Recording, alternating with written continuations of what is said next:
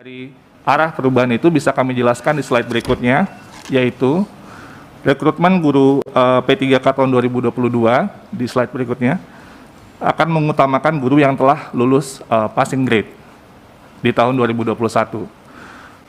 Di mana di sini akan ada peraturan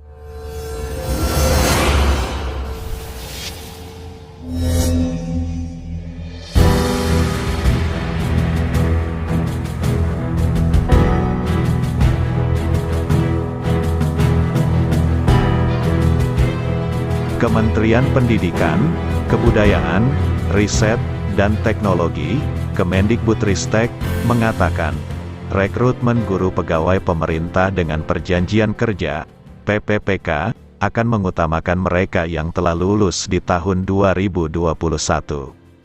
Rekrutmen guru PPPK tahun 2022 akan mengutamakan guru yang telah lulus passing grade di tahun 2021. Kata Direktur Jenderal Guru dan Tenaga Kependidikan Kemendikbudristek, Iwan Syahril, dalam rapat kerja dengan Komisi 10 DPR RI, belum lama ini. Iwan menjelaskan, dari 925.637 pelamar pada seleksi guru PPPK tahun 2021, terdapat 193.954 orang guru yang telah lulus passing grade tetapi belum mendapat formasi.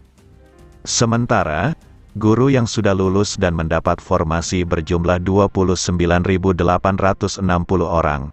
Angka ini merupakan 58% dari jumlah formasi yang diajukan pemerintah daerah sebanyak 506.252 formasi.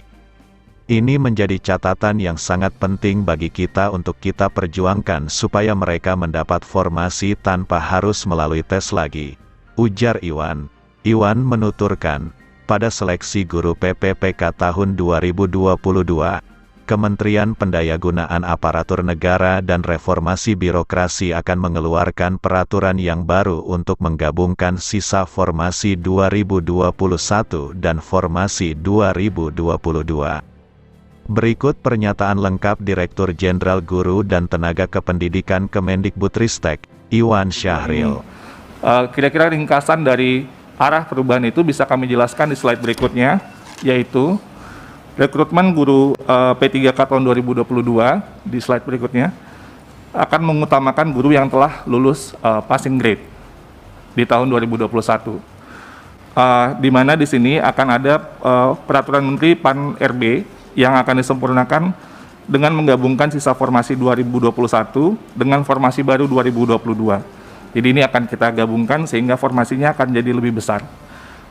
Tentunya selain itu adalah peningkatan jumlah formasi ini kita mempertimbangkan penetapan formasi dilakukan oleh pemerintah pusat, sehingga penghitungan dan penetapan yang langsung dilakukan dari pemerintah pusat akan bisa membuat proses lebih efisien dan efektif lagi. Kira-kira total yang formasi yang tersedia sebesar 970.410 formasi. Dan juga yang menjadi catatan adalah untuk mencegah terjadinya pergeseran guru-guru di sekolah induk, dan spiritnya adalah untuk mempercepat penuntasan pemenuhan 1 juta guru P3K.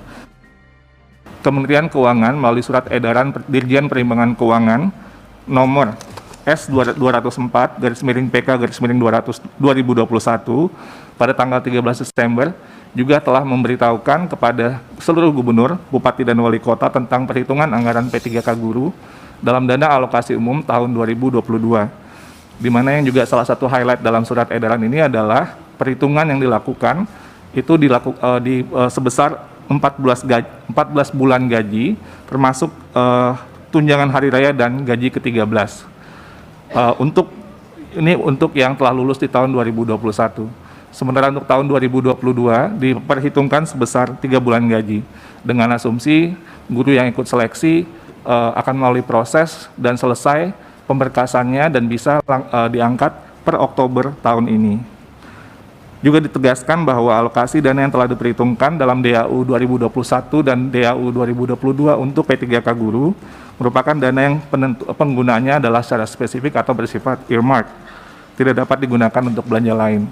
Terkait tadi pertanyaan Pak Ketua, DAK Fisik dan DAU, pada kemarin Kemenkeu sudah menjelaskan juga bahwa kalau DAK Fisik itu penggunanya lebih spesifik, sementara untuk belanja rutin seperti belanja pegawai, itu mekanismenya memang harus dengan DAU. Itu jawaban dari Kemenkeu terkait pertanyaan Pak Ketua kemarin. Saya lanjut saja mungkin ke halaman 24.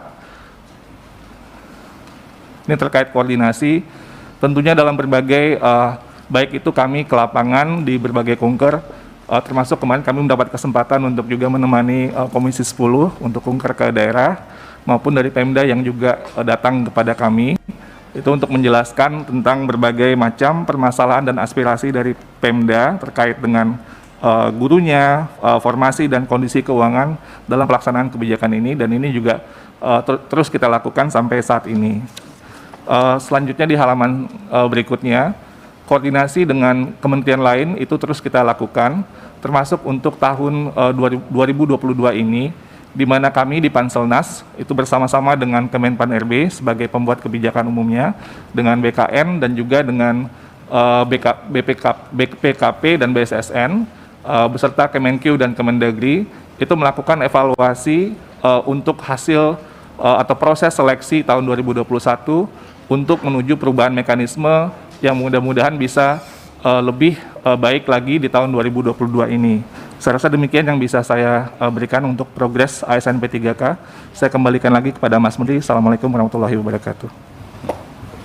Terima kasih Mas Iwan. Jadi mungkin untuk menekankan saja perubahan terpenting yang sedang diperjuangkan dan insya Allah akan terjadi adalah satu, untuk memprioritaskan semua yang lulus passing grade dulu dalam posisi mereka masing-masing, meminimalisir perpindahan antara sekolah, dan yang kedua adalah untuk bisa pemerintah pusat bisa mengajukan formasi yang akan menghilangkan semua permasalahan yang ada dihadapi sekarang ya. Tapi secara regulasi tadi peraturan sudah dengan pagu di setiap DAU harusnya sudah jelas, tetapi kami mengantisipasi agar tidak kita mengalami isu-isu seperti ini lagi, kita sederhanakan saja prosesnya, dan ini yang sedang kami lakukan bersama dengan Pan RB gitu. Jadi harapannya ke depannya guru-guru mutasinya diminimalisir, guru-guru yang lulus passing grade mendapat prioritas, mereka nggak ketinggalan padahal mereka sudah passing grade, dan isu dengan formasi di daerah itu bisa didukung dari pusat